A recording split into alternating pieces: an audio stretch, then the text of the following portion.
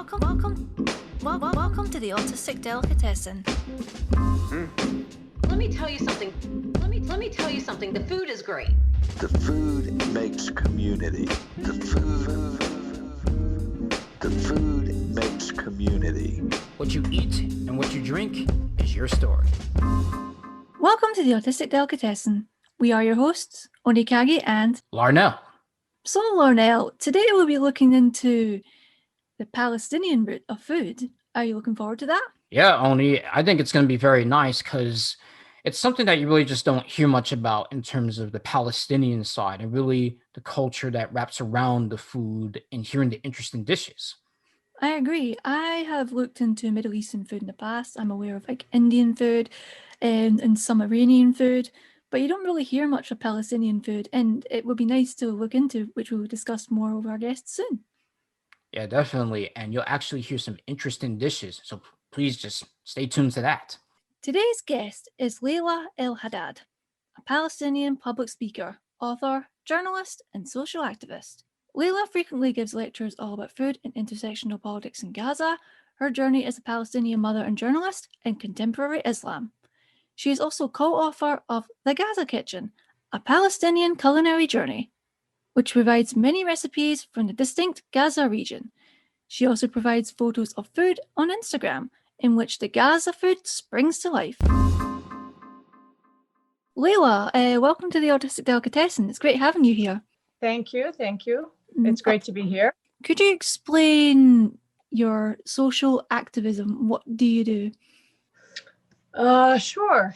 Well, it's not something that I think of as doing sort of, I don't want to say purposefully or sort of intentionally, but rather sort of as a byproduct, as a part and parcel of my work, so I don't think of it necessarily as something separate, like a checklist I have to tick off, but rather it was sort of a natural evolution of my own story and my own work that I see as, in and of itself, serving a sort of greater purpose. And so in that sense, contributing to a more sort of just world and being part of so that I consider sort of part of my social activism, be it sort of activism for food justice, for raising awareness about the situation of Palestinians, and so on and so forth. So I remember, Laila, that you were on an episode in the past of Anthony Bourdain's Parts Unknown that was on CNN. And you mentioned about this Palestinian traditional dish called makluba. And hopefully I'm saying it correctly, makluba. You are, yeah. I just made it yesterday. Oh, that's good. That's good. Yes. So can you tell us a little bit about the dish as well as your experience with working with somebody like Anthony Bourdain in that episode? So maqluba, depending, in the classical Arabic, maqluba, like you said, depending on the dialect in Gaza, they would call it magluba, essentially means upside down. And, according to some historical record, it dates back to sort of medieval Islamic times in which sort of under the Abbasids, some of the greatest cookbooks were emerged, and a lot of this culinary knowledge was codified, including around the area of Palestine. So that's when sort of there's first references to it. But essentially, it's a dish, sort of a layered dish of spiced rice with various seasonal vegetables, usually cauliflower or eggplant, that are usually fried, and then everything is kind of, and then traditionally lamb, but for sort of everyday occasions, chicken. Everything is kind of layered and packed into a pot, and then simmered and cooked. And then when everything is all said and done, you flip the whole pot over. Thus the name maqluba, upside down, in a swift motion, and it results in this beautiful sort of cake-like rice dish that is often enjoyed, is considered sort of a staple of the Palestinian household. And in fact, as far back as, I'm trying to think, there was when I had first published the book or was on the cusp of publishing it, there was a Washington Post reporter that came and interviewed me, and she herself was, I'm supposing, a dual citizen, Israeli and American. But she had written about how, she always considered it an Israeli dish. And it was, so it became this point of contention and sort of a soul searching for her about, well, what does it mean when we talk about cultural appropriation, or what does it mean when you think you'd grown up with a dish that you considered sort of your own, but it wasn't. So, that was kind of interesting. But it is considered sort of one of the national Palestinian dishes and a staple of the household. And in regards to your second question about working with Anthony Bourdain, may he rest in power, that was, really a highlight of my career, and such an incredible experience. And, I don't tend to do a lot of work with, celebrities, or it came by total happenstance.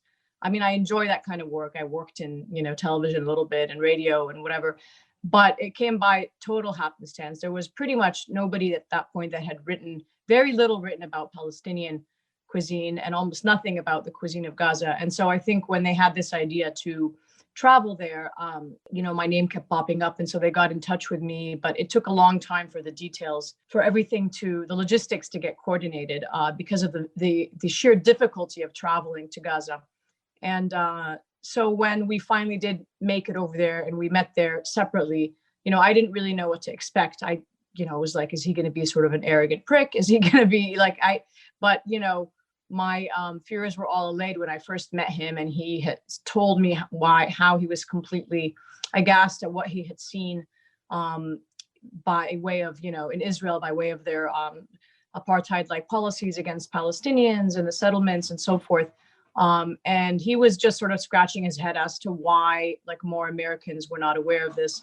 It was really an honor, because I recognized that so few people, especially sort of, celebrity chefs or whatever, have been able or would be able to go. And so I really considered it a privilege, and I felt sort of this burden and this urgency to be able to show him everything I could in the most unfiltered and sort of normal way possible, not just kind of what people. So it was really an incredible experience, and there were a lot of scenes didn't make it in, and things, we had to kind of think on our heads, because things kept changing. Like, we weren't allowed here, but we were allowed there. So it was really, really something. And I think I was very honored that I got so much positive feedback from people telling me it was the first time they had seen Palestinians in this humane way on, mainstream American television.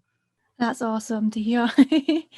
And I was looking into your Instagram and noticed a lot of images of the Gaza cuisine, and I find it really fascinating, especially how you don't see much of it in the mainstream. And it would be nice to actually see it more in the mainstream, so people know what food's provided.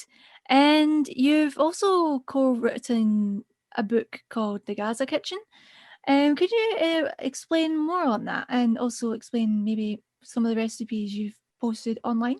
Yeah, absolutely. So, I'll start with the second question. And that's kind of what I was referring to earlier when I was responding to your first question about social activism, is that's kind of the vehicle I view. I see food as a vehicle to be able to be, obviously contribute to social activism and so forth, in the sense that I don't see it as just sort of a pretty picture of, a post on Instagram or something like that. I find ultimately that has very little utility, or a cookbook where, there's a lot of really beautifully finished photographs. So that wasn't the intention of the cookbook that my co-author Maggie Schmidt and myself co-authored. It was what we refer to as a documentary cookbook. And it was kind of a long time coming for me, in the sense that, I grew up in different parts of the world. I was always Palestinian, but one who lived in diaspora, as many Palestinians had. So I always had sort of trouble defining myself and locating myself. Born in Kuwait, grew up in Saudi Arabia, but we would travel frequently to Gaza. And then ultimately I came to the United States, for college, and ended up staying here. So then, it was kind of sort of a soul searching for myself. And I ultimately moved back to Gaza for several years, worked there as a journalist, but was constantly sort of struggling to figure out a more effective way to convey the Palestinian experience to a broader audience that I felt were just constantly missing it, and constantly getting this very sort of watered down or caricatured representation of Palestinians. And so that led me to exploring different ways to be able to relay that story. And I always had sort of a passion for food, mainly because it was one very tangible way I could locate myself as a Palestinian diaspora. I could say, like, I can't find myself on a map, and I'm really confused as to what all of these this means and this dates, and when everyone is telling us that we don't exist, but I know I'm eating this food, and I know this is something real and evocative, and so that sort of always connected me to my Palestinian identity. And so I always had it in my mind. I would love to like one day write some kind of food related book specifically about Gaza, because it was such an, obviously my parents are both from there, but also it was such an interesting place to experience Palestine as a whole, because so many Palestinians were displaced from their homes in the Israeli war of 1948 against Palestinians, in which something like 700 Palestinians were ethnically cleansed or displaced, or their villages depopulated.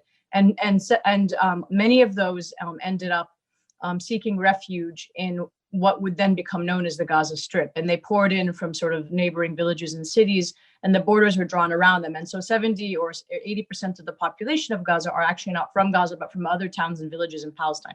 So it makes Gaza a really interesting place to experience all of that from a culinary perspective, but also from a political perspective, because so little has been recorded about these places, and you could still experience it through the food. And so that was the idea for the book. And then so when my co-author had herself been to Gaza and also came, intuited that this would be a really interesting way to tell that story, and got in touch with me, we thought, this was kind of a gamble, but it would be really interesting. Nothing has been done like this.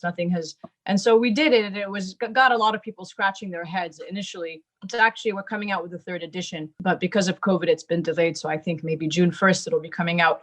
And it's evolved a little bit since then to include more recipes and so forth. But it was essentially, like we said, an ethnographic or a documentary cookbook that captured the sort of ordinary, everyday moments in Gaza as told through food. It occupies a very strange space, I would say, because people are always scratching their heads, like, is this a political manifesto? Is this a cookbook? Like, what is this, But, we like to think it's its own sort of unique thing, and inspired a whole generation, I would say, of Palestinian chef, activists, so forth, writers, to pen their own sort of cookbooks since then, which I was so, pleased about, to, encourage people to find their own voice and narrate their own experiences. And really what you say, Laila, is really so true in the fact of, being able to know about the Palestinian culture through food. And even I read in a recent article about how you and Maggie, when you made the Gaza Kitchen, you want to humanize Palestinians, because I think so many times, like, not to cast dispersion on the other side, because I believe peace in the Middle East for both Israelis and Palestinians. I believe that full force. It's more of that people only know the Israeli side of food, but don't really know much about the Palestinian side, and realizing that Palestinians are not just only people with Hamas, but they're people that actually cook good food and then want peace also with the Israelis too as well. So I'm glad that you're doing something like that to really show about the history, because sometimes the history can be so displaced. Oh, absolutely. Absolutely. And it wasn't like we did it sort of as a defensive sort of thing, but it was more, we were just writing our own, in my case, my own history, and narrating our own story, rather than relying on someone else to do it for us, which for a long time what sort of happened to be the case for Palestinians. So we weren't doing it sort of as a tit for tat thing, or like, well, we're going to show you, but we were just kind of saying things as they were. And you're right. Unfortunately, the media has cast a very sort of negative light on Palestinians, and and it's the case of, I think, either occupied or indigenous populations anywhere, where their history has been either erased or actively being sabotaged, or and Frantz Fanon has written a lot about this as well. And so we see a lot of parallels with the struggles of indigenous peoples, both in the United States and elsewhere, in that regard. And in that sense, peace is never the question. It's not as though, Palestinians woke up one day and said, we're all about, war, or we're not interested in peace. It's more like when someone's, rights are trampled upon, and their very existence is denied, and disparaged. And, that's how, I think the conflict emerges, not because somehow somebody woke up and decided they're just not a peace-loving kind of people, right? But I also love how you make the whole show history through food. And that is one fantastic way to preserve history. And there's so many, even just around the world, there's so many old recipes that have been preserved at that certain time, and some indigenous ones as well. And it's just, oh man, just the idea of that is amazing, and it just shows like in a different way that food brings communities together, even if it's all the way back and it's from all walks of life. Speaking of food bringing people together, what's considered your favorite food and drink? I mean, I just have a passion for, both gardening, but also food, meaning anything. And sometimes the simplest of flavors will, surprise me. And so I can't necessarily identify one particular thing. I love, dishes that have sort of a combination of different sort of textures and flavors. And so, in that sense, but also, Gaza's cuisine itself is known to incorporate a lot of very sort of simple but extremely fresh and flavorful ingredients. And so for me, whenever I do have the chance to travel back, which is infrequent due to the situation, I always request seafood, because that's one of the specialties, and very sadly one of the specialties that is inaccessible, unaffordable by so many of the population, because of the sort of extreme measures that have been taken to blockade Gaza for so many years. It's resulted in a situation of extreme impoverishment, where many of the people are no longer able to afford the staple of the area. But some of the, I grew up with my father making me stuffed roasted crabs, which was one of my favorites. And that always stands out in my mind as being one of the first things I remember growing up with. But really, any of the fish, I love the shrimp stew. I think I recently posted about that on my Instagram. Is amazing, and there's also a great calamari and rice dish. So really, anything in the seafood genre is fantastic. But there's also a lot of these very simple, kind of peasant dishes. There's one that I really like that's it's called Okra and Lentils. And you can kind of make it if you have a few little pieces of okra left on your plant and they're a little bit bigger than they should be. This dish is perfect for that. So that's what I love, is that it just incorporates, it makes use of everything, right? So you kind of chop that up and, very easy, you saute an onion and you mix the okra with some lentils and water. And then I love to, and then, you fry some garlic and basil and it gets nice and crispy, and you garnish that on top with some pepper. So that's one of my favorites. Super simple, but just extremely satisfying, kind of the ultimate comfort food. And in terms of drink, I don't know, I don't drink. So, but maybe you just mean like any kind of drink. Yeah. So yeah, in which case I tend to really love sour flavors. So I would say there was, I don't know if you mean specifically Palestinian or just any, but there's a great drink that I had recently at an event I did at Georgetown on Levantine cuisine. And it was kind of, it emerged out of an old medieval Islamic recipe for a pomegranate molasses. It was a pomegranate molasses mocktail, but it was fantastic. It's very, similar to a shrub. It had a splash of vinegar in it and some pomegranate molasses and, lemons. But I just loved that. It was amazing. This is not too sweet, not too sour. I also created one for an event last year that was, Palestinians use a lot of sage. So that's one of our famous, we have a sage black tea that is sort of quintessential. So I created a sage lemonade, which was fantastic. So I made an infusion out of the sage, a simple syrup, and then, mix that into the lemonade. But yeah, we basically, Palestinian sage grows, wild on the hills of the West Bank, and that's usually dried. We don't use it fresh. And then you would mix that, you would make just a sort of standard dark black tea, and you would add the sage in there and sweeten it. So that's a really famous drink, that you would have in Palestine if you went, along with sort of mint lemonade. And in Ramadan, a lot of these drinks will appear. Hibiscus, carob, we take carob seeds. This is especially popular in the north of Palestine, and kind of pulverize them and then mix them with water and sweeten it. That's really refreshing in the summer as well. That sounds awesome, especially how sage is like the most popular herb. Sage and black tea. I need to try that. I'm quite a tea fan. I've tried various tea blends from around the world, so I might have to look into that. Yeah, absolutely.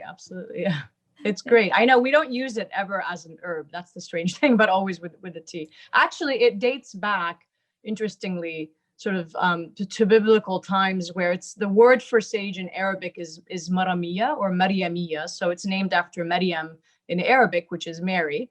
And so it's said that she would actually prescribe it for people who were complaining of stomach illnesses, or women who had, either like menstrual cramps or something, because it's supposed to have natural antispasmodic properties. And in fact, till this day, any Palestinian will tell you, if you have a stomach ache, your mom will make you an infusion of sage by itself without the black tea, and that immediately will cure your stomach ache. So You should give Oni some recommendations, because they also do a tea blog, called Land of Infusion. So okay, cool. that's cool.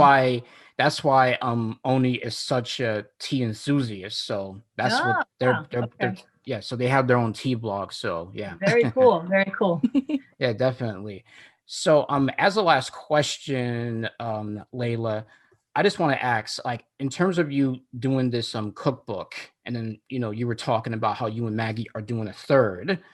Do you think that there's a possibility that there should be more Palestinian restaurants in the US as well as across the world? Or if you know some, like, is there any place that you would recommend that makes really good Palestinian dishes? Yeah, for sure. I think it's hard because often, people who start restaurants, not exclusively, but often it's, at least from what I've seen here, especially if you're dealing with like sort of first generation immigrant communities, do so out of a sort of financial need or as a business venture, not sort of because they're acclaimed chefs or they really like food. And so often that you get a very sort of at least in the United States, you get a sort of very watered down or diluted version of whatever sort of national cuisine that person is trying to represent.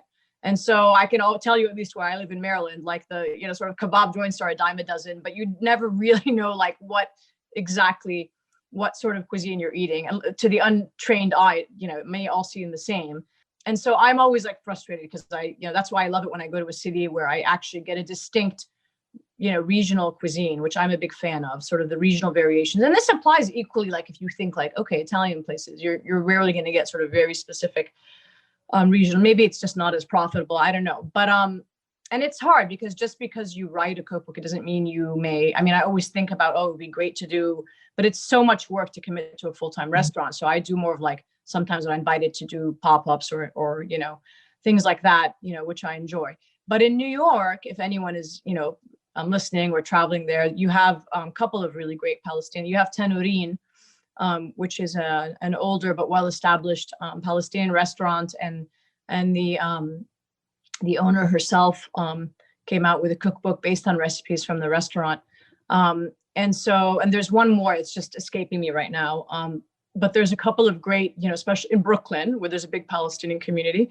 If you go to neighboring New Jersey in Paterson, there's a, very large Palestinian population, and there's a restaurant called El-Haddad there. And there's a fantastic sweets place where it probably has the best Palestinian kunafa, in the US, I would say, called Janine Pastry. And there's also Nabulsi Sweets. I'm sorry, Janine is actually in Arlington, Virginia, or Falls Church for anyone who lives here.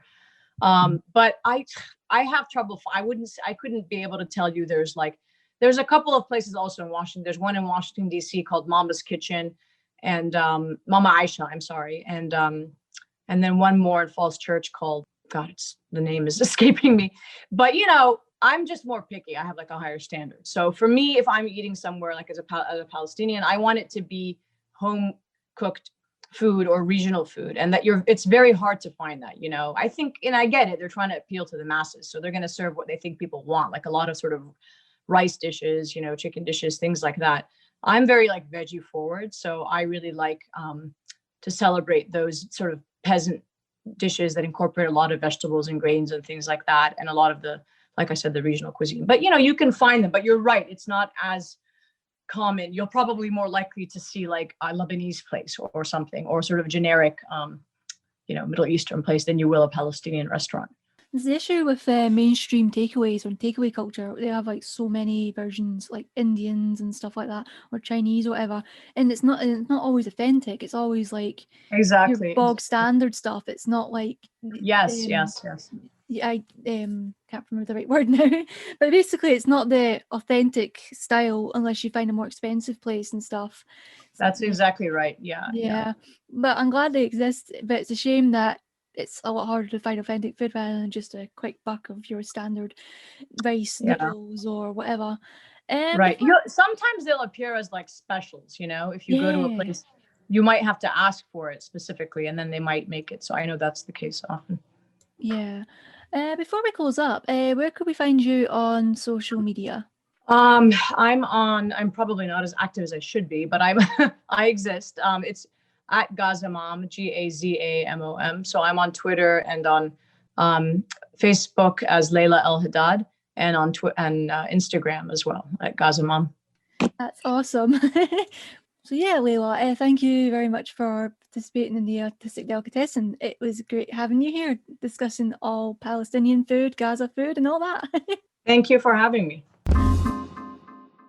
Well, I hope you enjoyed this edition of the Autistic Delicatessen. If you want to check out more about our podcast as well as our YouTube page, please go on to the autisticdelicatessen.carrd.co. It's CARRD.co. If you enjoyed this episode, feel free to subscribe for future content. And until next time, What you eat, what you drink is your story.